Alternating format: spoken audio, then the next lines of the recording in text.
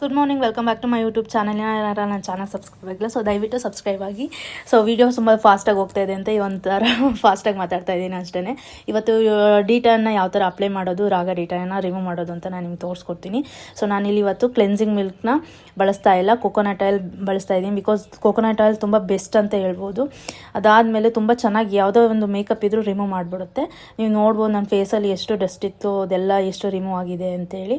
ಅದಾದಮೇಲೆ ರಾಗ ಡಿಟನ್ನ ನಾನು ಬಳಸ್ತೀನಿ ಇಲ್ಲಿ. ಯಾಕೆ ಅಂತಂದರೆ ರಾಗ ಬೆಸ್ಟ್ ಅಂತ ಹೇಳ್ಬೋದು.